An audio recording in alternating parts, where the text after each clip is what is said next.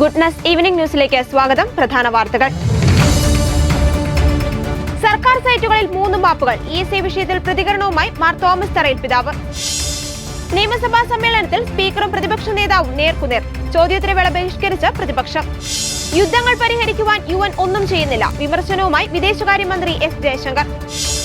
ഇറാനുള്ള മറുപടി ഉടൻ. ലെബനനിൽ ആക്രമണം കടുപ്പിച്ച് ഇസ്രായേൽ. വ്യോമസേന എയർ ഷോ ദുരന്തം. മരണകാരണം സൂര്യാഘാതമെന്ന് പ്രാഥമിക നിഗമനം. വാർത്തകൾ വിശദമായി.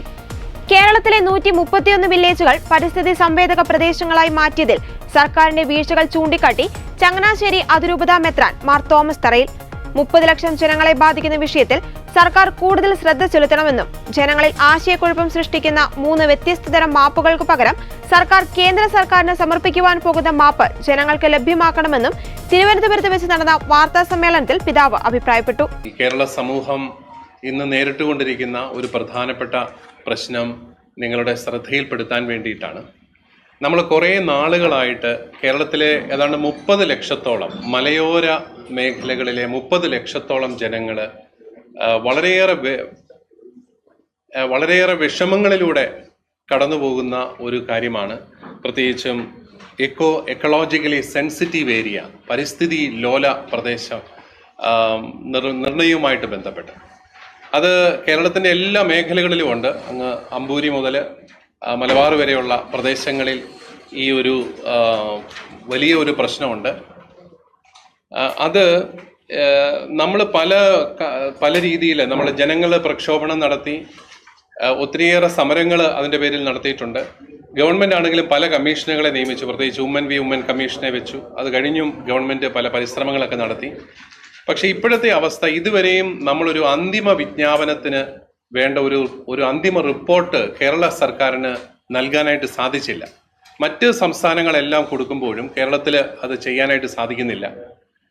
ഇപ്പോൾ 6ാമത്തെ കരട് വിജ്ഞാപനം ജൂലൈ 31 നടത്തി കേന്ദ്ര ഗവൺമെൻറ്. 2 മാസമാണ് അതിൻ്റെ ജനങ്ങൾക്ക് അതിന് പരാതി നൽകാനായിട്ട് 2 മാസം അനുവദിച്ചു. അതിനകത്തെ നടപടിക്രമങ്ങളിൽ വീഴ്ച കണ്ടെത്തിയത് കൊണ്ടാവാം ഹൈക്കോടതി അത് സ്റ്റേ ചെയ്തിട്ടുണ്ട്. 1 മാസവും കൂടെ അത് നീട്ടിയതായിട്ട് നമുക്ക് മനസ്സിലായി.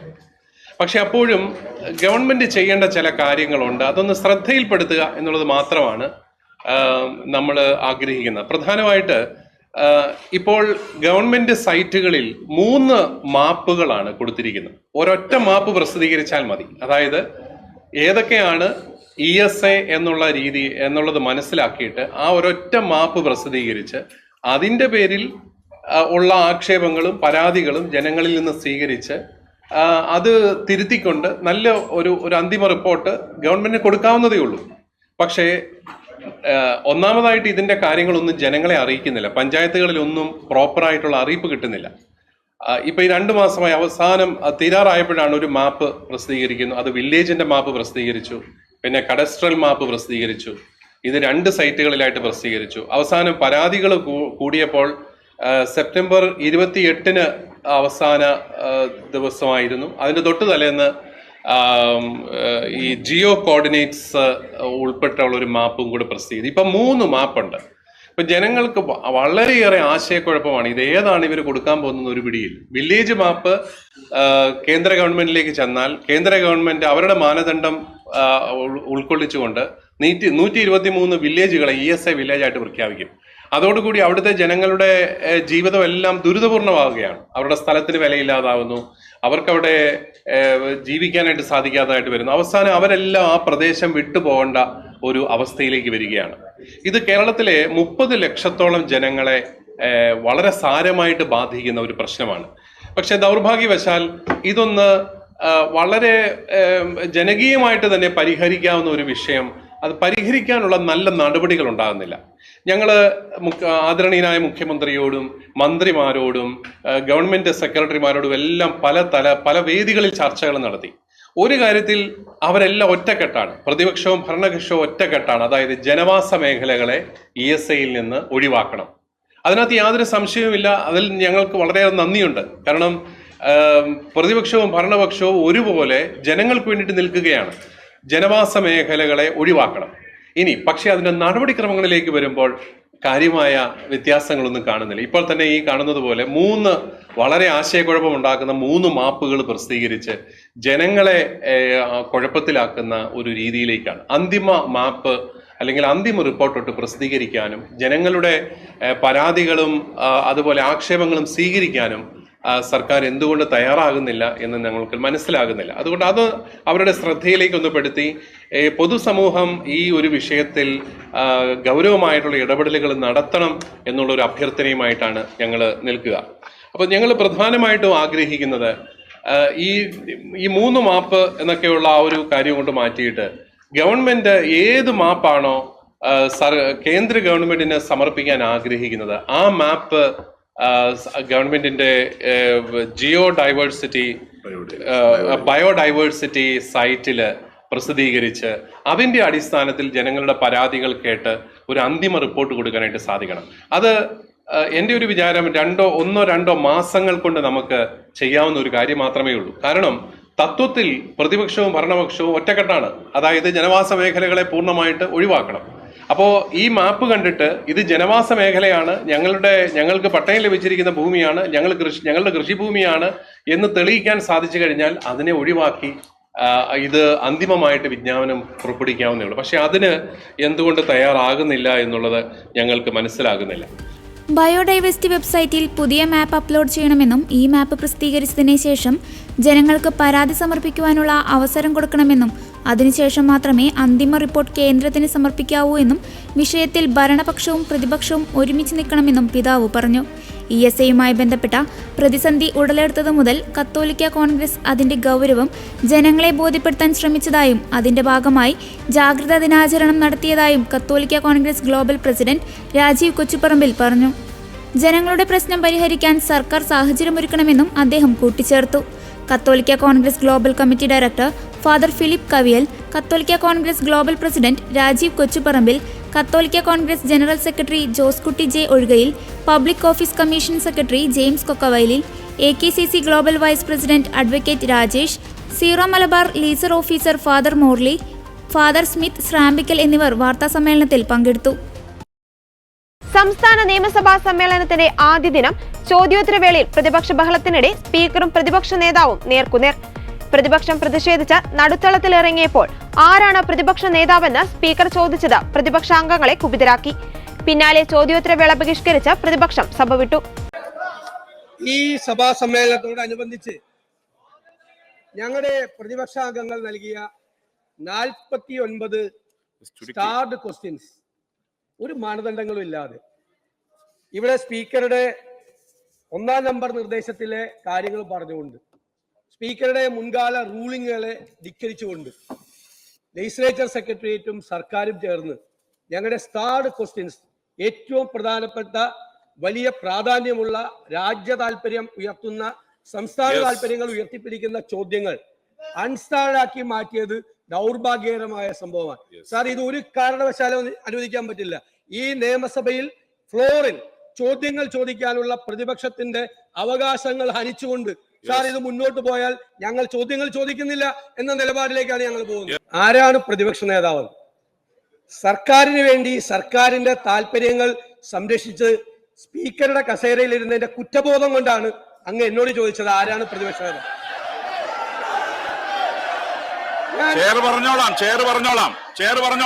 I register my strong protest. There is an impropriety in your question. There is an impropriety. സ്പീക്കറുടെ കസേരയിൽ ഇരുന്നുകൊണ്ട് അങ്ങ് പ്രതിപക്ഷ നേതാവ് ആരാണ് എന്ന് ചോദിച്ചത് അങ്ങയുടെ പക്വതയില്ലായ്മയായിട്ട് തെളിയിക്കുന്നത് എന്ന് പറയേണ്ടി വന്നതിൽ എനിക്ക് ദുഃഖമുണ്ട്. ഇവിടെ ഞങ്ങൾ അങ്ങ് ഒരിക്കലും ചോദിക്കാൻ പാടില്ലാത്ത ഒരു സ്പീക്കറും ആ കസേരയിൽ ഇരുന്ന് ചോദിക്കാത്ത ചോദ്യമാണ് ചോദിച്ചത്. സ്പീക്കർ പദവിക്ക് അപമാനകരമായ ചോദ്യമാണ് അങ്ങ് ഉന്നയിച്ചത്. ഇവിടെ അങ്ങ് കൂട്ടുകയാണ്. ഈ സർക്കാരിന്റെ എല്ലാ വൃത്തികേടുകൾക്കും കൂട്ടുനിന്ന് പ്രതിപക്ഷത്തിന്റെ അവകാശങ്ങളാണ് അങ്ങ് ഹനിച്ചത്. സാർ, അതുകൊണ്ട് ഞങ്ങൾ ഈ ചോദ്യോത്തര വേള ഞങ്ങൾ ബഹിഷ്കരിക്കും. ഒന്ന് കേൾക്കണം ബഹുമാനപ്പെട്ട പ്രതിപക്ഷ നേതാവ്. പ്രതിപക്ഷാംഗങ്ങൾ സമർപ്പിച്ച നക്ഷത്ര ചിഹ്നമിട്ട ചോദ്യങ്ങൾ നക്ഷത്ര ചിഹ്നമില്ലാത്ത ചോദ്യങ്ങളാക്കി മാറ്റിയതിനാലാണ് സഭയിൽ ഇന്ന് രാവിലെ തന്നെ പ്രതിപക്ഷ നേതാവ് വിമർശനം ഉന്നയിച്ചത്. സഭയിൽ ചോദ്യം ചോദിക്കുന്നതുവരെ ചോദ്യം പ്രസിദ്ധപ്പെടുത്താനാകില്ലെന്നാണ് ചട്ടമെന്ന് ഓർമ്മിപ്പിച്ച സ്പീക്കർ ഈ ചോദ്യങ്ങൾ അംഗങ്ങൾ പരസ്യപ്പെടുത്തിയെന്ന് കുറ്റപ്പെടുത്തി. അഭ്യൂഹങ്ങളുടെ അടിസ്ഥാനത്തിലുള്ള ചോദ്യങ്ങളെന്ന നിലയിലാണ് നക്ഷത്ര ചിഹ്നമില്ലാത്തവ ആക്കിയതെന്നും ചട്ടലംഘനമില്ലെന്നും റൂൾ ബുക്കിലെ സെക്ഷൻ അടക്കം വിശദീകരിച്ച് സ്പീക്കർ പറഞ്ഞു. എന്നാൽ പ്രതിപക്ഷം പിന്മാറാൻ തയ്യാറായില്ല. സ്പീക്കർക്കെതിരെ പ്രതിഷേധവുമായി പ്രതിപക്ഷം നടുത്തളത്തിലിറങ്ങി. പ്രതിഷേധിച്ച അംഗങ്ങൾ സ്പീക്കറുടെ മുഖമറച്ച് ബാനർ ഉയർത്തി. പ്രതിപക്ഷാംഗങ്ങൾക്ക് ഈ ഘട്ടത്തിൽ ചോദ്യം ചോദിക്കാൻ സ്പീക്കർ അവസരം നൽകിയില്ല. ഇത് സംബന്ധിച്ച് ചോദ്യമുയർന്നപ്പോൾ സീറ്റിൽ പോയിരുന്നാൽ മാത്രമേ മൈക്ക് ഓൺ ചെയ്യൂ എന്ന് സ്പീക്കർ നിലപാടെടുത്തു. ഇതോടെ പ്രതിപക്ഷ നേതാവ് ഇടപെട്ട് പ്രതിപക്ഷാംഗങ്ങളോട് സീറ്റുകളിലേക്ക് മടങ്ങാൻ ആവശ്യപ്പെട്ടു. ഈ ഘട്ടത്തിൽ മാത്യു കുഴൽനാടൻ സ്പീക്കറുടെ മുന്നിൽ മുദ്രാവാക്യം വിളിച്ചുകൊണ്ടുനിന്നു. പ്രതിപക്ഷവും ഭരണപക്ഷവും വാക്പോരിലേക്ക് നീങ്ങുന്നതിനിടെയാണ് പ്രതിപക്ഷത്തെ നോക്കി ആരാണ് പ്രതിപക്ഷ നേതാവ് എന്ന ചോദ്യം സ്പീക്കർ ചോദിച്ചത്. പിന്നാലെ പ്രതിപക്ഷം ചോദ്യോത്തരവേള ബഹിഷ്കരിച്ചു. പ്രതിപക്ഷത്തെ കുറ്റപ്പെടുത്തി മന്ത്രി MP രാജേഷും മുഖ്യമന്ത്രിയും രംഗത്തുവന്നു. പ്രതിപക്ഷ നേതാവിനെ അഹങ്കാരമാണെന്ന് മന്ത്രി കുറ്റപ്പെടുത്തി. പ്രതിപക്ഷ നേതാവ് ആവശ്യപ്പെട്ടിട്ടും മാത്യു കുഴൽനാടൻ പിന്തിരിയാതെ പ്രതിഷേധം തുടർന്നതുകൊണ്ടാണ് താൻ പ്രതിപക്ഷ നേതാവ് ആരെന്ന ചോദ്യം ചോദിച്ചതെന്നും സ്പീക്കർക്കെതിരെ പ്രതിപക്ഷ നേതാവ് നടത്തിയ പരാമർശങ്ങൾ രേഖകളിൽ നിന്ന് നീക്കുമെന്നും സ്പീക്കർ വ്യക്തമാക്കി. RSS കൂടിക്കാഴ്ച തൃശൂർ പൂരം കലക്കൽ വിവാദങ്ങളിൽപ്പെട്ട് ADGP MR അജിത് കുമാറിനെ ക്രമസമാധാന ചുമതലയിൽ നിന്നും മാറ്റി. മുഖ്യമന്ത്രി രാത്രി സെക്രട്ടേറിയറ്റിലെത്തി മടങ്ങിയതിനു തൊട്ടു പിന്നാലെയാണ് ഉത്തരവ് പുറത്തുവന്നത്. ഇന്റലിജൻസ് ADGP മനോജ് എബ്രഹാമിന് ക്രമസമാധാന ചുമതല നൽകി. അതേസമയം അജിത് കുമാർ ബറ്റാലിയൻ ADGP-യെ തുടരും. നിലവിൽ സായുധ പോലീസ് ബറ്റാലിയന്റെയും ക്രമസമാധാനത്തിന്റെയും ചുമതലയായിരുന്നു അജിത് കുമാർ വഹിച്ചിരുന്നത്.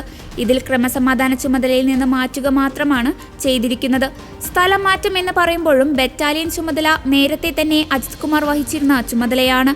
അജിത് കുമാർ കൈവശം വെച്ചിരുന്ന ഒരു വകുപ്പ് മാത്രം മാറ്റിയെന്ന അഡ്ജസ്റ്റ്മെന്റ് നടപടിയിൽ ഒതുങ്ങിയെന്നാണ് ആരോപണം. സ്ഥാനക്കയറ്റത്തിന് മാസങ്ങൾ മാത്രമുള്ള ADGP മനോജ് എബ്രാഹിമിനെ ക്രമസമാധാന ചുമതല തൽക്കാലം നൽകി തടിയൂരാനാണ് സർക്കാർ ശ്രമം. അജിത് കുമാറിനെതിരായ പരാതികളിലെ DGP-യുടെ അന്വേഷണ റിപ്പോർട്ട് ആഭ്യന്തര സെക്രട്ടറിക്ക് കഴിഞ്ഞ ദിവസമാണ് കൈമാറിയത്. ADGP RSS കൂടിക്കാഴ്ചയടക്കം റിപ്പോർട്ടിൽ പരാമർശമുണ്ടായിരുന്നു. RSS നേതാക്കളെ കണ്ടതിനെക്കുറിച്ചുള്ള ADGP-യുടെ വിശദീകരണം DGP തള്ളിയിരുന്നു. PV അൻവർ ആരോപിച്ച റിദാൻ മാമി കേസുകളിൽ പോലീസിനെ അന്വേഷണ വീഴ്ചയുണ്ടായെന്നായിരുന്നു റിപ്പോർട്ടിലെ കണ്ടെത്തൽ. റിദാൻ കേസിന്റെ അന്തിമ റിപ്പോർട്ടിൽ അന്വേഷണ ഉദ്യോഗസ്ഥർക്ക് വീഴ്ച സംഭവിച്ചുവെന്നും മാമി തിരോധാന കേസിലെ ആദ്യഘട്ടത്തിൽ അന്വേഷണ വീഴ്ചയുണ്ടായെന്നും റിപ്പോർട്ടിലുള്ളത്. ADGP-ക്കെതിരെ നടപടി വേണമെന്ന് നേരത്തെ CPI-യും ശക്തമായി ആവശ്യപ്പെട്ടിരുന്നു. നടപടി സ്വീകരിക്കണമെങ്കിൽ അന്വേഷണ റിപ്പോർട്ട് വേണമെന്ന സാങ്കേതികവാദമാണ് ഇതുവരെ മുഖ്യമന്ത്രി ഉയർത്തിയത്. ADGP-ക്കെതിരെ അന്വേഷണത്തിന് ഉത്തരവിട്ട് 32-ാം ദിവസമാണ് നടപടി. ഐക്യരാഷ്ട്രസഭയ്ക്കെതിരെ വിമർശനവുമായി വിദേശകാര്യമന്ത്രി S ജയശങ്കർ. UN-നെ ഓൾഡ് കമ്പനി എന്നാണ് S ജയശങ്കർ വിമർശിച്ചത്. ഐക്യരാഷ്ട്രസഭ ഇന്നും ഒരു പഴയ കമ്പനിയെ പോലെയാണെന്നും അത് വിപണിയുമായി പൂർണ്ണമായും പൊരുത്തപ്പെടുന്നില്ലെന്നും ജയശങ്കർ പറഞ്ഞു. യുക്രൈൻ റഷ്യ യുദ്ധം, ഇസ്രായേൽ ഹമാസ് സംഘർഷം എന്നിവ പരിഹരിക്കുവാൻ UN-ന് ഒന്നും ചെയ്യാൻ കഴിയുന്നില്ലെന്നും ജയശങ്കർ വിമർശിച്ചു. ഇറാൻ നടത്തിയ മിസൈൽ ആക്രമണത്തിനടക്കം ഇസ്രായേൽ തിരിച്ചടി നൽകിയേക്കുമെന്ന അഭ്യൂഹം ശക്തമാണ്. ഇറാന്റെ എണ്ണക്കിണറുകളും ആണവോർജ നിലയങ്ങളും ആക്രമിക്കപ്പെടാൻ സാധ്യതയുണ്ടെന്ന് ഇസ്രായേൽ മാധ്യമങ്ങൾ പറയുന്നു. ഇസ്രായേലിലേക്ക് കൂടുതൽ ആക്രമണത്തിന് ഹിസ്ബുള്ളയും ഇറാന്റെ നിഴൽ സംഘങ്ങളും ഒരുങ്ങുന്നുവെന്ന റിപ്പോർട്ടുകളും ഉണ്ട്. അതിനിടെ ഗാസയിലെ പള്ളിയിലും സ്കൂളിലും ഇസ്രായേൽ വ്യോമാക്രമണം നടത്തിയെന്നും സംഭവത്തിൽ 26 പേർ കൊല്ലപ്പെട്ടെന്നും പലസ്തീൻ ആരോഗ്യ മന്ത്രാലയം വാർത്താക്കുറിപ്പിലൂടെ അറിയിച്ചിട്ടുണ്ട്. ഗാസയിലെ ദർ അൽ ബലാഹ് പട്ടണത്തിലെ അൽ അക്സ ആശുപത്രിക്ക് സമീപത്തുള്ള സ്കൂളിലും പള്ളിയിലുമാണ് ഇസ്രായേൽ വ്യോമാക്രമണം നടത്തിയതെന്നാണ് റിപ്പോർട്ടുകൾ പറയുന്നത്. കുടിയൊഴിപ്പിക്കപ്പെട്ടവർക്ക് അഭയം നൽകിയിരുന്ന പള്ളിയിലും സ്കൂളിലുമാണ് ആക്രമണമുണ്ടായതെന്ന് പലസ്തീൻ ആരോഗ്യ മന്ത്രാലയം അറിയിച്ചതായി അന്താരാഷ്ട്ര വാർത്താ ഏജൻസിയായ റോയിട്ടേഴ്സ് വ്യക്തമാക്കി. ആക്രമണത്തിൽ 26 പേർക്ക് ജീവൻ നഷ്ടമായതായും 100ഓളം പേർക്ക് പരിക്കേറ്റെന്നുമാണ് പലസ്തീൻ ആരോഗ്യ മന്ത്രാലയം അറിയിച്ചിരിക്കുന്നത്. എന്നാൽ മേഖലയിലെ കമാൻഡ് ആൻഡ് കൺട്രോൾ സെന്ററിനുള്ളിൽ പ്രവർത്തിക്കുന്ന ഹമാസ് ഭീകരർക്ക് നേരെയാണ് ആക്രമണം നടത്തിയതെന്നാണ് ഇസ്രായേൽ സൈന്യത്തിന്റെ പ്രതികരണം. ഭീകരരെ മാത്രമാണ് ലക്ഷ്യമിട്ടതെന്നും സാധാരണക്കാർക്ക് നേരെ ആക്രമണം നടത്തിയിട്ടില്ലെന്നും ഇസ്രായേൽ അറിയിച്ചു. ADGP MR അജിത് കുമാറിനെതിരെ സർക്കാർ സ്വീകരിച്ച നടപടി BJP സഹായിക്കുവാനെന്ന് Nilambur MLA PV Anwar. മുഖ്യമന്ത്രി പാർട്ടിയും സ്വീകരിക്കുന്ന നിലപാട് BJP സഹായിക്കുവാനാണ്. കമ്മ്യൂണിസ്റ്റ് പാർട്ടിയിൽ നിന്നും വോട്ട് ചോർച്ച ഉണ്ടാകുന്നുണ്ടെന്നും ഇത് BJPയാണ് സഹായിക്കുന്നതെന്നും അദ്ദേഹം ആരോപിച്ചു. പാലക്കാട് LDFിൽ നിന്നും കഴിഞ്ഞ കുറച്ചു കാലങ്ങൾക്കുള്ളിൽ വലിയ രീതിയിൽ വോട്ട് ചോർച്ചയുണ്ടായി. ഈ വോട്ടുകൾ പോയത് BJPക്കാണ്. കണ്ണൂരിൽ മുഖ്യമന്ത്രിയുടെ മണ്ഡലത്തിലടക്കം വോട്ട് ചോർച്ചയുണ്ടാകുന്നുണ്ടെന്നും PV അൻവർ പറഞ്ഞു. കുറച്ചു കാലത്തിനുള്ളിൽ പാലക്കാട് LDFന് 20,000 വോട്ടുകൾ കുറഞ്ഞു. LDF വോട്ടുകളാണ് കുറഞ്ഞു വരുന്നത്. UDF വോട്ടുകൾ കുറഞ്ഞിട്ടില്ല. BJPയുടെ വോട്ട് കൂടുകയും ചെയ്തു. പാലക്കാട് വലിയ വിഭാഗീയതകളൊന്നും ഉണ്ടാകാതെ എങ്ങനെയാണ് LDFന് വോട്ട് കുറഞ്ഞതെന്നും MLA ആരോപിച്ചു. വാർത്താ സമ്മേളനത്തിൽ KT ജലീലിനെയും അദ്ദേഹം വിമർശിച്ചു. KT ജലീലിനെ എന്തോ മധുരം കിട്ടിയിട്ടുണ്ട്. അത് ഇരട്ടി മധുരമാണോ എന്നാണ് സംശയം. KT ജലീലിന്റെ ലക്ഷ്യം രാജ്യസഭാ സീറ്റ് ആയേക്കാം. പറഞ്ഞ കാര്യങ്ങൾ KT ജലീൽ മാറ്റി പറയുന്നത് ആദ്യമായല്ലോ എന്നും അദ്ദേഹം കൂട്ടിച്ചേർത്തു. PM മനോജിനെ പരിഹസിച്ച PV അൻവർ അതാരാണെന്നും അങ്ങനെയൊരാളെ കേട്ടിട്ട് പോലുമില്ലല്ലോ എന്നും പറഞ്ഞു. നിലമ്പൂരിലെ CPIM വിശദീകരണ യോഗം KT ജലീലിന്റെ മതപ്രഭാഷണമാണ്. പാർലമെന്ററി പാർട്ടിയിൽ നിന്ന് ഔദ്യോഗികമായി പുറത്താക്കിയത് സംബന്ധിച്ച് കത്ത് ലഭിച്ചതായും അദ്ദേഹം പറഞ്ഞു. തനിക്ക് DMK മുന്നണിയുമായി ബന്ധമില്ലെന്ന MV ഗോവിന്ദന്റെ പരാമർശത്തിൽ MV ഗോവിന്ദനാണോ DMKയുടെ സെക്രട്ടറി എന്ന് PV അൻവർ ചോദിച്ചു. MV ഗോവിന്ദൻ DMKയുടെ സെക്രട്ടറിയായി മാറിയത് അറിഞ്ഞില്ലല്ലോ എന്നും അദ്ദേഹം പരിഹസിച്ചു. DMKയുമായുള്ള ബന്ധത്തെക്കുറിച്ചുള്ള ചോദ്യത്തിന് നിരവധി ഉറപ്പുകൾ ലഭിച്ചിട്ടുണ്ടെന്ന് അൻവർ പ്രതികരിച്ചു. ADGP MR അജിത് കുമാറിനെ മാറ്റിയതിൽ പ്രതികരണവുമായി CPM സംസ്ഥാന സെക്രട്ടറി MV ഗോവിന്ദൻ. നടപടിക്ക് കാരണമെന്താണെന്ന് രാഷ്ട്രീയം അറിയുന്നവർക്ക് മനസ്സിലാകുമെന്ന് MV ഗോവിന്ദൻ പറഞ്ഞു. സർക്കാർ വാക്കുപാലിച്ചുവെന്നും ADGPക്കെതിരെ നടപടി എടുത്തുവെന്നും MV ഗോവിന്ദൻ കൂട്ടിച്ചേർത്തു. മാധ്യമങ്ങളുടെ ചോദ്യങ്ങളോട് പ്രതികരിക്കുകയായിരുന്നു അദ്ദേഹം. ഒരു സമുദായമാണ് കള്ളക്കടത്ത് നടത്തുന്നതെന്ന് പറയാനാവില്ല. എന്നാൽ കുറ്റകൃത്യമല്ലെന്ന ധാരണ മാറ്റാൻ സമുദായ നേതാക്കൾക്ക് ബാധ്യതയുണ്ടെന്നും MV ഗോവിന്ദൻ പറഞ്ഞു. ചേലക്കരയിലും പാലക്കാടും CPMനെ BJPയുമായി അഡ്ജസ്റ്റ്മെന്റ് ഉണ്ടെന്ന PV അൻവറിന്റെ പരാമർശം MV ഗോവിന്ദൻ തള്ളിക്കളഞ്ഞു. ശുദ്ധ അസംബന്ധമാണിതെന്നായിരുന്നു പ്രതികരണം. ശുദ്ധ അസംബന്ധങ്ങൾക്ക് മറുപടി പറയേണ്ട കാര്യമില്ലെന്നും MV ഗോവിന്ദൻ പറഞ്ഞു. അതേസമയം വൻ പ്രതിഷേധത്തിനൊടുവിൽ ADGP MR അജിത് കുമാറിനെ പേരിനു മാത്രം മാറ്റിയതിലും വിവാദം കനക്കുകയാണ്. ADGPയുടെ വീഴ്ച ചൂണ്ടിക്കാട്ടിയിട്ടുള്ള റിപ്പോർട്ടുണ്ടായിട്ടും അതൊന്നും പറയാതെയാണ് മുഖ്യമന്ത്രിയുടെ ഓഫീസ് വാർത്താക്കുറിപ്പ് ഇറക്കിയത്. ഇന്നലെ രാത്രി സെക്രട്ടേറിയറ്റിലെത്തിയാണ് MR അജിത് കുമാറിന്റെ മാറ്റം മുഖ്യമന്ത്രി ഫയലിൽ കുറിച്ചത്. ക്രമസമാധാന ചുമതലയിൽ നിന്ന് മാറ്റാനും സായുധ ബറ്റാലിയന്റെ ചുമതല നിലനിർത്താനും ഫയലിൽ എഴുതിയ ശേഷം മുഖ്യമന്ത്രി അത് പ്രൈവറ്റ് സെക്രട്ടറിക്ക് കൈമാറുകയായിരുന്നു.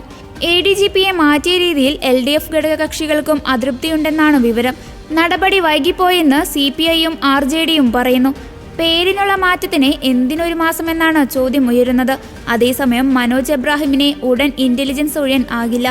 നിയമസഭ സമ്മേളനം നടക്കുന്നതിനാൽ പകരം ചുമതല നൽകാതെ ഒഴിയാൻ ആവില്ല. അടിയന്തര പ്രമേയങ്ങളിലെ മറുപടിയും സഭാ ചോദ്യങ്ങളുടെ മറുപടിയും ഒക്കെ തയ്യാറാവേണ്ട സമയത്ത് ഇന്റലിജൻസ് മേധാവിയെ മാറ്റുക എളുപ്പമല്ല. MR അജിത് കുമാർ ക്രമസമാധാന ചുമതലയിലേക്ക് വീണ്ടും എത്തുമോ എന്നതാണ് ഉയരുന്ന ചോദ്യം. യുദ്ധത്തിന്റെ 1ാം വാർഷികത്തിൽ വടക്കൻ ഗാസയിലും തെക്കൻ ബെയ്റൂട്ടിലും ആക്രമണം ശക്തമാക്കി ഇസ്രായേൽ. ഗാസ മുനമ്പിൽ അഭയകേന്ദ്രമായി പ്രവർത്തിച്ചിരുന്ന മോസ്കിന് നേരെ ഇസ്രായേൽ നടത്തിയ ആക്രമണത്തിൽ 19 പേർ കൊല്ലപ്പെട്ടു. ഭീകരർ ദെയ്ർ അൽ ബലാഹിയിലെ പ്രധാന ആശുപത്രിക്ക് സമീപമുള്ള മോസ്കിൽ ഒളിച്ചിരിപ്പുണ്ടെന്ന രഹസ്യവിവരത്തെ തുടർന്നായിരുന്നു ആക്രമണം. യുദ്ധത്തെ തുടർന്ന് പലായനം ചെയ്തവർ കഴിഞ്ഞിരുന്ന അഭയകേന്ദ്രമാണ് ആക്രമിക്കപ്പെട്ടത്. ദെയ്ർ അൽ ബലാഹിലെ ടൗണിലെ അഭയകേന്ദ്രമായ സ്കൂളിന് നേർക്കുണ്ടായ ആക്രമണത്തിൽ 4 പേർ കൊല്ലപ്പെട്ടു. തീവ്രവാദികൾക്ക് നേർക്കാണ് ആക്രമണമുണ്ടായതെന്ന് ഇസ്രായേൽ പറയുന്നുണ്ടെങ്കിലും ഇതിനുള്ള തെളിവുകൾ പുറത്തുവിട്ടിട്ടില്ല. മോസ്കിൽ കൊല്ലപ്പെട്ടവരെല്ലാം പുരുഷന്മാരായിരുന്നുവെന്ന് ആശുപത്രി രേഖകൾ കാണിക്കുന്നു. വടക്കൻ ഗാസയിലെ ജബാലിയയിൽ വീണ്ടും കരാക്രമണത്തിനും വ്യോമാക്രമണങ്ങൾക്കും ഇസ്രായേൽ തയ്യാറെടുക്കുകയാണ്. പ്രദേശത്ത് ടാങ്കുകൾ നീങ്ങുന്നതിന്റെ ചിത്രങ്ങളും വീഡിയോകളും പ്രചരിക്കുന്നുണ്ട്. ജബാലിയ വളഞ്ഞതായി ഇസ്രായേൽ സൈന്യം അറിയിച്ചു. തങ്ങൾ യുദ്ധത്തിന്റെ പുതിയ ഘട്ടത്തിലാണെന്നും ഈ പ്രദേശങ്ങൾ അപകട മേഖലയാണെന്നും സൈന്യം ഇവിടെ വിതറിയ നോട്ടീസിൽ പറയുന്നു. വടക്കൻ ഗാസയിലുടനീളം കനത്ത ആക്രമണം നടക്കുന്നതായാണ് പലസ്തീൻ നിവാസികൾ റിപ്പോർട്ട് ചെയ്യുന്നത്. നിരവധി വീടുകളും കെട്ടിടങ്ങളും ബോംബാക്രമണത്തിൽ തകർന്നു. ജബാലിയയിലെ വീടിനു നേർക്കുണ്ടായ വ്യോമാക്രമണത്തിൽ തന്റെ മാതാപിതാക്കളടക്കം 12ഓളം കുടുംബാംഗങ്ങൾ കൊല്ലപ്പെട്ടതായി പലസ്തീൻ നിവാസി ഇമാദ് അൽ അരബിദ് ഫേസ്ബുക്ക് പോസ്റ്റിൽ പറഞ്ഞു. തെക്കൻ ഗാസയിലെ സുരക്ഷിത മേഖലയിലേക്ക് ആളുകൾ നീങ്ങണമെന്നും ഇസ്രായേൽ സൈന്യം അറിയിച്ചിട്ടുണ്ട്. ലക്ഷക്കണക്കിന് ആളുകൾ ഇതിനകം തന്നെ ഇവിടെ അഭയം തേടിയിട്ടുണ്ട്. കൂടാരമടിച്ചു കഴിയുന്നവർക്ക് ഭക്ഷണമോ വെള്ളമോ ശൗചാലയങ്ങളോ ഒന്നുമില്ലെന്ന് സന്നദ്ധ പ്രവർത്തകർ ചൂണ്ടിക്കാട്ടുന്നു. മലപ്പുറം മുൻ SP സുജിത് ദാസ്, CI വിനോദ് എന്നീ പോലീസ് ഉദ്യോഗസ്ഥർക്കെതിരായ ബലാത്സംഗ പരാതിയിൽ കഴമ്പില്ലെന്നും വീട്ടമ്മയുടേത് കള്ളപ്പരാതിയാണെന്നും സർക്കാർ ഹൈക്കോടതിയിൽ. പരാതിക്കാരുടെ മൊഴികൾ പരസ്പര വിരുദ്ധമാണെന്നും പരാതിക്ക് യാതൊരു അടിസ്ഥാനവുമില്ലെന്നുമാണ് സർക്കാർ ചൂണ്ടിക്കാട്ടിയത്. SP അടക്കമുള്ളവർക്കെതിരെ കേസെടുക്കാനുള്ള തെളിവില്ല.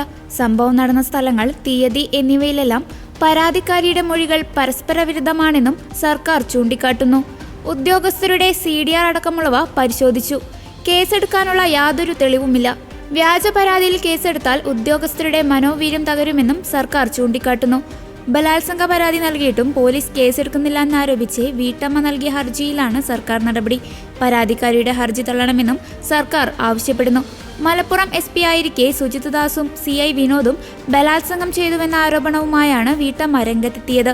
പരാതി അന്വേഷിച്ച CI ബെന്നിക്കെതിരെയും വീട്ടമ്മ ആരോപണം ഉന്നയിച്ചിരുന്നു. കുടുംബ വസ്തുമായി ബന്ധപ്പെട്ട പരാതിയുമായി പോലീസിനെ സമീപിച്ചതിന് ശേഷം തന്നെ ബലാത്സംഗം ചെയ്തെന്നാണ് വീട്ടമ്മയുടെ പരാതിയിൽ പറയുന്നത്. പൊന്നാനി CI വിനോദിനെയാണ് പരാതിയുമായി ആദ്യം സമീപിച്ചത്. വിനോദ് അന്വേഷണത്തിന്റെ മറവിൽ പീഡിപ്പിച്ചു. പിന്നീട് ഇതേക്കുറിച്ച് പരാതിയുമായി ചെന്നപ്പോൾ 2 തവണ SP ആയിരുന്ന സുജിത് ദാസും പീഡിപ്പിച്ചു. DYSP ബെന്നി മോശമായി പെരുമാറിയതായും വീട്ടമ്മ ആരോപിക്കുന്നു. പരാതികളിൽ കേസെടുക്കാതായതോടെയാണ് വീട്ടമ്മ ഹൈക്കോടതിയെ സമീപിച്ചത്. മാലിദ്വീപ് പ്രസിഡന്റ് മുഹമ്മദ് മുയിസിയുടെ 5 ദിവസം നീണ്ടു നിൽക്കുന്ന ഇന്ത്യ സന്ദർശനം തുടങ്ങി. കഴിഞ്ഞ ദിവസം ദില്ലി വിമാനത്താവളത്തിലെത്തിയ മുയിസു ഈ മാസം 10 വരെ ഇന്ത്യയിൽ ഉണ്ടാകുമെന്ന് വിദേശകാര്യ മന്ത്രാലയം അറിയിച്ചു. ഇന്ത്യയുമായുള്ള ആദ്യ ഉഭയകക്ഷി സന്ദർശനത്തിനാണ് മുയിസു എത്തിയിരിക്കുന്നതെന്ന് വിദേശകാര്യ മന്ത്രാലയം വ്യക്തമാക്കി. ഈ വർഷം ജൂണിൽ നരേന്ദ്രമോദി 3ാം തവണയും പ്രധാനമന്ത്രിയായി സത്യപ്രതിജ്ഞ നടത്തിയ ചടങ്ങിൽ പങ്കെടുക്കാനായി മുയിസു ഇന്ത്യയിലെത്തിയിരുന്നു. അന്ന് പക്ഷേ രാഷ്ട്രീയ ചർച്ചകൾ കാര്യമായി നടന്നിരുന്നില്ല. അതേസമയം ഇന്ത്യയുടെ സുരക്ഷയ്ക്ക് ഭീഷണിയാകുന്ന നടപടികളൊന്നും മാലിദ്വീപിന്റെ ഭാഗത്തുനിന്ന് ഉണ്ടാകില്ലെന്ന് പ്രസിഡന്റ് മുഹമ്മദ് മുയിസു പറഞ്ഞു. മാലിദ്വീപിന്റെ വിലമതിക്കാനാകാത്ത പങ്കാളിയും സുഹൃത്തുമാണ് ഇന്ത്യ. പരസ്പര ബഹുമാനത്തിന്റെയും പങ്കാളിത്ത താൽപര്യങ്ങളുടെയും അടിസ്ഥാനത്തിലാണ് ഇരു രാജ്യങ്ങളും തമ്മിലുള്ള ബന്ധം. വിവിധ മേഖലകളിലുള്ള മറ്റു രാജ്യങ്ങളുമായി സഹകരണം വർദ്ധിക്കുമ്പോഴും നമ്മുടെ മേഖലയുടെ സുരക്ഷയെയും സ്ഥിരതയെയും ബലികഴിക്കുന്ന ഒരു നടപടിയും ഉണ്ടാകുന്നില്ലെന്ന് ഉറപ്പുവരുത്താൻ മാലദ്വീപ് പ്രതിജ്ഞാബദ്ധരാണെന്നും അദ്ദേഹം കൂട്ടിച്ചേർത്തു. മാലദ്വീപിൽ നിന്ന് ഇന്ത്യൻ സൈന്യത്തെ പിൻവലിക്കാൻ ആവശ്യപ്പെട്ടതും ലക്ഷദ്വീപ് ടൂറിസം പ്രോത്സാഹിപ്പിച്ചുകൊണ്ടുള്ള സമൂഹമാധ്യമ പോസ്റ്റുമായി ബന്ധപ്പെട്ട് പ്രധാനമന്ത്രി നരേന്ദ്രമോദിയെക്കുറിച്ച് മാലദ്വീപിലെ മന്ത്രിമാർ നടത്തിയ അധിക്ഷേപ പരാമർശങ്ങളും ഇന്ത്യ മാലദ്വീപ് ബന്ധത്തിൽ വിള്ളലുണ്ടാക്കിയിരുന്നു. തുടർന്ന് ഇന്ത്യയിൽ നിന്നുള്ള വിനോദസഞ്ചാരികളുടെ വരവ് കുറഞ്ഞത് മാലദ്വീപ് ടൂറിസത്തിന് കനത്ത തിരിച്ചടിയുണ്ടാക്കിയതോടെ മുയിസു ഇന്ത്യക്കെതിരെയുള്ള സമീപനത്തിൽ അയവ് വരുത്തുകയായിരുന്നു. ചൈനയോട് അതിവിധേയത്വം പുലർത്തിയിരുന്ന മുയിസു സർക്കാർ വൻ സാമ്പത്തിക പ്രതിസന്ധിയിലായതോടെയാണ് ഇന്ത്യയുമായുള്ള സഹകരണം വീണ്ടും ഉറപ്പിക്കാനുള്ള ശ്രമങ്ങൾ തുടങ്ങിയത്. മുയിസുവിന്റെ സന്ദർശനവും അതിന്റെ ഭാഗമായാണ്. തന്റെ സന്ദർശനം ഇന്ത്യ മാലദ്വീപ് ബന്ധത്തെ കൂടുതൽ ശക്തിപ്പെടുത്തുമെന്ന് മുയിസു പറഞ്ഞു. ഞായറാഴ്ച വിദേശകാര്യമന്ത്രി S ജയശങ്കറുമായി മുയിസു കൂടിക്കാഴ്ച നടത്തിയിരുന്നു. ചെന്നൈയിലെ വ്യോമസേന എയർ ഷോ ദുരന്തത്തിൽ മരണം 5ആയി. സൂര്യാഘാതമാണ് മരണകാരണമെന്നാണ് പ്രാഥമിക നിഗമനം. 96 പേർ ആശുപത്രിയിൽ ചികിത്സയിലാണ്. നിർജ്ജലീകരണം കാരണം 250-ലേറെ പേർ കുഴഞ്ഞു വീണതായും റിപ്പോർട്ടുണ്ട്. 13 ലക്ഷത്തോളം പേരാണ് മറീന ബീച്ചിലെ വ്യോമാഭ്യാസം കാണുവാൻ എത്തിയത്. 92ാമത് വ്യോമസേന ദിനാഘോഷത്തിന്റെ ഭാഗമായാണ് മറീന ബീച്ചിൽ വ്യോമാഭ്യാസ പ്രകടനങ്ങൾ സംഘടിപ്പിച്ചത്. കുടുംബങ്ങളടക്കം നിരവധി പേർ രാവിലെ 11 മണിയോടെ അഭ്യാസ പ്രകടനങ്ങൾ കാണാനെത്തിയിരുന്നു. ഒട്ടുമിക്ക ആളുകളും കനത്ത ചൂടിൽ കുടയും ചൂടിയാണ് നിന്നിരുന്നത്. ട്രാഫിക് അധികൃതരുടെ മോശം ഏകോപനമാണ് പ്രശ്നത്തിന് കാരണമെന്നും ആരോപണം ഉയരുന്നുണ്ട്. മറീന ബീച്ചിൽ തടിച്ചുകൂടിയ ജനക്കൂട്ടം പരിപാടിക്ക് ശേഷം പിരിഞ്ഞുപോകാൻ പാടുപെടുമ്പോൾ നഗരത്തിന്റെ പല ഭാഗങ്ങളിലും സമാനമായ സംഭവങ്ങൾക്ക് സാക്ഷ്യം വഹിച്ചു. 16 ലക്ഷത്തോളം ആളുകളെ അണിനിരത്തി ലിംക ബുക്ക് ഓഫ് വേൾഡ് റെക്കോർഡിൽ ഇടം പിടിക്കാൻ ലക്ഷ്യമിട്ടായിരുന്നു എയർ ഷോ സംഘടിപ്പിച്ചത്. അഭ്യാസ പ്രകടനം രാവിലെ 11 മണിക്ക് ആരംഭിച്ച് ഉച്ചയ്ക്ക് 1 മണി വരെ തുടർന്നു. വ്യോമാഭ്യാസ പ്രകടനം കാണാനായി രാവിലെ 8 മണി മുതൽ തന്നെ ആളുകൾ മറീന ബീച്ചിലേക്ക് എത്തി തുടങ്ങിയിരുന്നു. കത്തുന്ന സൂര്യനെ പോലും വകവയ്ക്കാതെയാണ് ഏവരും വ്യോമാഭ്യാസ പ്രകടനങ്ങൾ ആസ്വദിച്ചത്. പരിപാടി ആരംഭിക്കുന്നതിന് മുമ്പ് തന്നെ പ്രായമായ നിരവധി ആളുകൾ കടുത്ത ചൂട് കാരണം ബോധരഹിതരായി. ഇതിനിടെ ബീച്ചിന് സമീപത്ത് വെള്ളം വിൽക്കുന്നവരെ അധികൃതർ ഒഴിപ്പിച്ചതോടെ എയർ ഷോയ്ക്കെത്തിയവർക്ക് വെള്ളം പോലും കിട്ടാത്ത അവസ്ഥയുമുണ്ടാക്കി. ഷോ അവസാനിച്ചപ്പോൾ വൻ ജനക്കൂട്ടം കാമരാജർ ശാലയിലേക്ക് ഒരേ സമയം പുറത്തിറങ്ങാൻ ശ്രമിച്ചു. ഇത് ഗതാഗതം പൂർണ്ണമായും നിലയ്ക്കുന്നതിലേക്കും നയിച്ചു. എയർ ഷോയിൽ സ്പെഷ്യൽ ഗരുഡ് ഫോഴ്സ് കമാൻഡോകളുടെ രക്ഷാപ്രവർത്തനത്തിന്റെയും ബന്ദികളെ മോചിപ്പിക്കുന്നതിന്റെയും പ്രത്യേക പ്രകടനവും ഉൾപ്പെടുത്തിയിരുന്നു. ഇതോടെ ഗുഡ്നസ് ഈവനിംഗ് ന്യൂസ് ഇവിടെ പൂർണ്ണമാകുന്നു. കൂടുതൽ വാർത്താ അപ്ഡേറ്റുകൾക്കായി ഗുഡ്നസ് ന്യൂസ് ചാനൽ സന്ദർശിക്കുക. നന്ദി.